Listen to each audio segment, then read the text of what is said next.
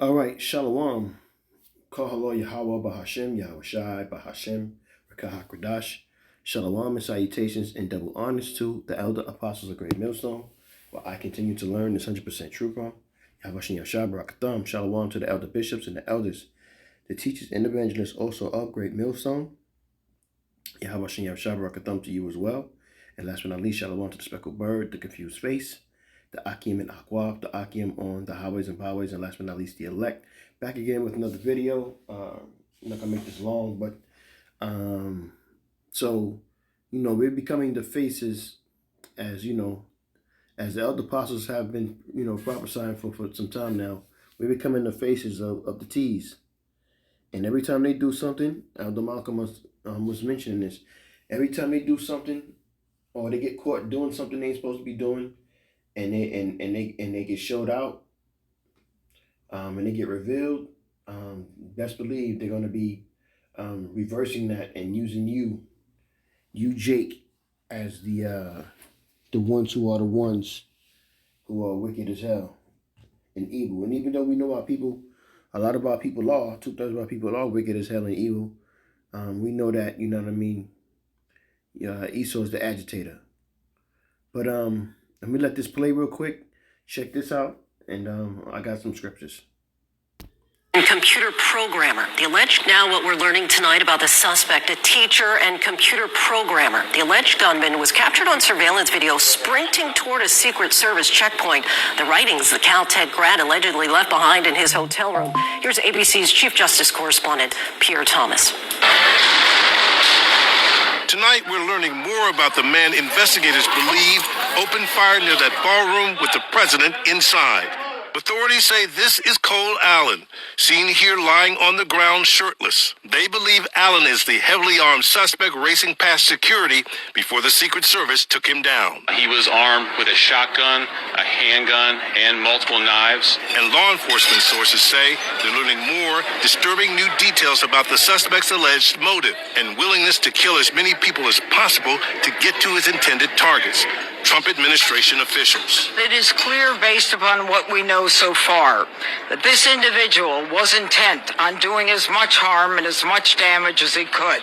Sources describing a message Cole Allen allegedly sent to his family before the attack. The message describes grievances against Trump administration officials, expressing a willingness to kill from the highest ranking to the lowest, including any Secret Service members that got in his way. The alleged message ends with a critique of hotel security and how his plan to check into the hotel allowed him to have weapons in the building without anyone knowing.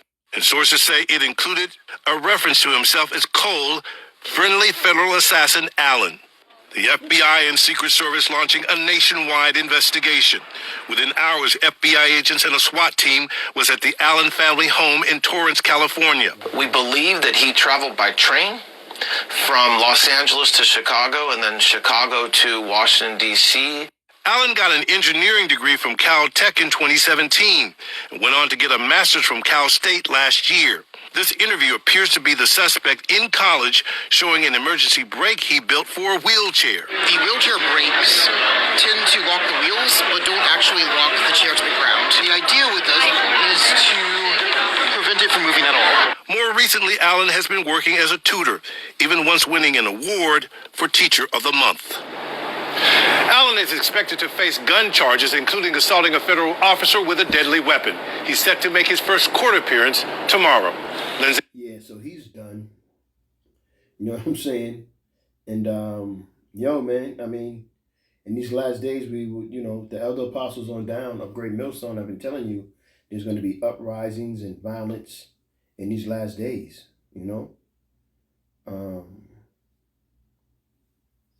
it's going to be riots and civil unrest, and people turn on each other, killing each other for the resources, because Babylon's about to run out of resources as well. This is something that's never happened here that's about to happen here.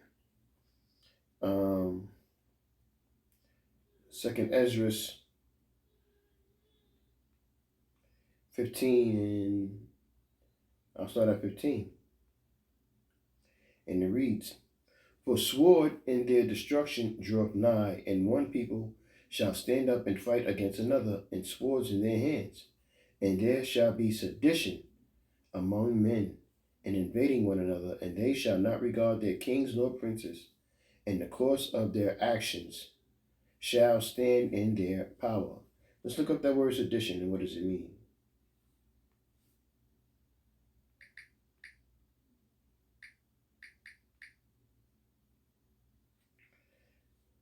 Sedition. Sedition is the act of inciting through speech, writing, or conduct rebellion or resistance against lawful authority in the government. It involves fostering dissatisfaction,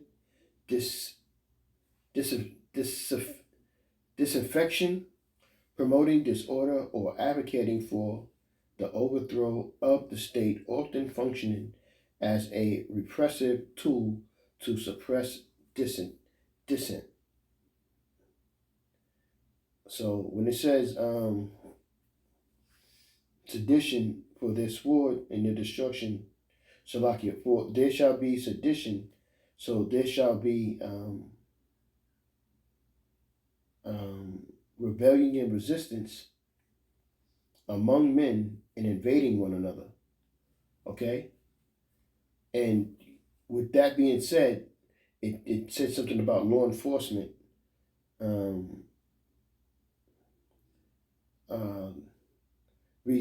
Rebellion or resistance against lawful authority in government. So that means what?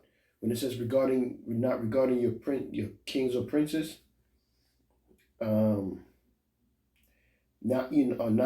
shall not regard their kings nor princes. That means that the government leaders and so on is going to be it's going to be martial law out here, and with that martial law is going to be what? It's going to be rebellion. You know what I mean? The scriptures, when you study and you get the vision. If the Spirit is on you, you get the vision that you're supposed to get of understanding what's really going on. All right. You jump down to 19, and it reads 2 Ezra 15:19. A man shall have no pity upon his neighbor, but shall destroy their houses with the sword. That sword is the modern day gun. And spoil their goods because of the lack of bread and for great tribulation. Okay? And this is what we're heading into, man. The oppressed are going to be rising up. The oppressed are going to be attacking because they're tired. You know what I mean? They're oppressed with food. They're oppressed with money. They're oppressed with their living conditions. All the resources that they used to have is dwindling away from them slowly but surely, especially with Esau. Esau can't take it. You know he ready to get it in. 2 Ezra 16:70. And it reads, for there shall be in every place and in next cities a great insurrection upon those that fear the Lord. Let's look up the word insurrection. What does that mean?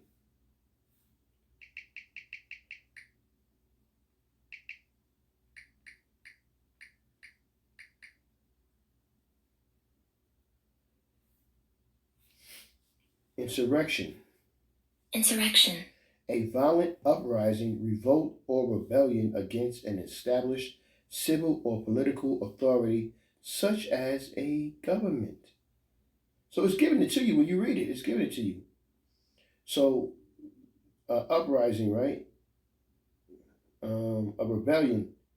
So again, it says, for there shall be in every place and in the next cities a great rebellion upon those that fear the Lord. So what is that telling you? That's telling you that, what is that? Revelation 12:12, that Esau's about to get ready to run down on the elect. He's about to get ready to attack Jake. So if you don't understand this, man, I mean, it's just not meant for you to understand, but it's about to get crazy when neighbors are about to attack one another. It's about to get real bad out here, man.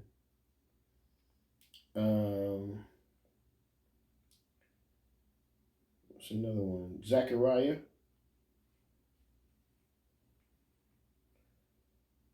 14 and 13, and it reads, "And it shall come to pass in that day that a great tumult from the Lord shall be among them, and they shall lay hold every one on the hand of his neighbor, and his hand shall rise up against the hand of his neighbor." Okay? This is what we're heading to, man. We're heading to civil wars, class wars, gender wars. We're already in gender wars. You know, everything is out here. There's nothing that's being hidden. Let's go to Isaiah.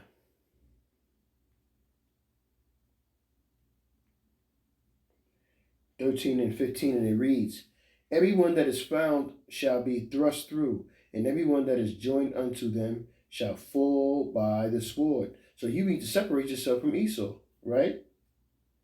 "Their children also shall be dashed to pieces before their eyes. Their houses shall be spoiled, and their wives ravished." This is not good. This is not good at all. "Behold, I will stir up the Medes, the Russians, against them that shall not regard, shall not regard silver." So the Russians are not going to care about making any kind of peace treaty or money or anything of that nature. It's going to be just war. "And for gold, and they shall not delight in it. Their bows, those missiles, shall also dash the young men in pieces. And they shall have no pity on the fruit of the womb. Their eyes shall not spare children." So it's going to be no holds barred out here, man. It's going to be nobody sparing nobody. Everybody's getting it.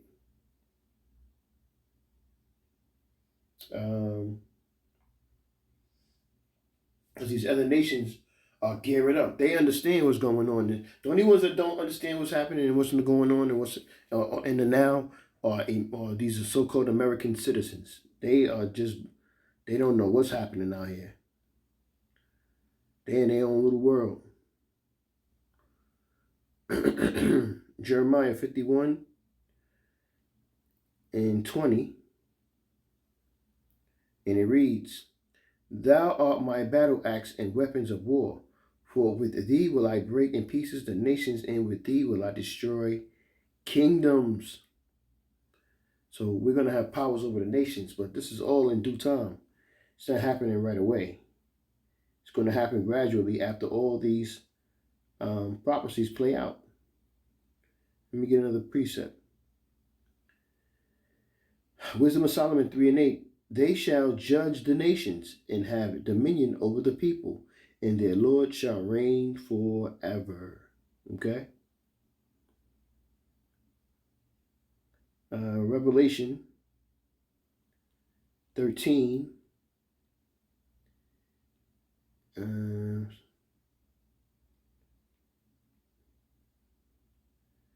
And 10.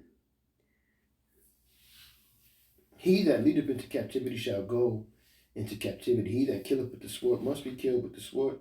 Here's the patience and the faith of the saints." You can go to Psalms 147 and 14 to find out who the saints are. As a matter of fact,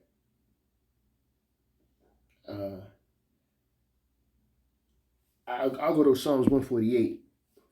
Salak is 148 and 14.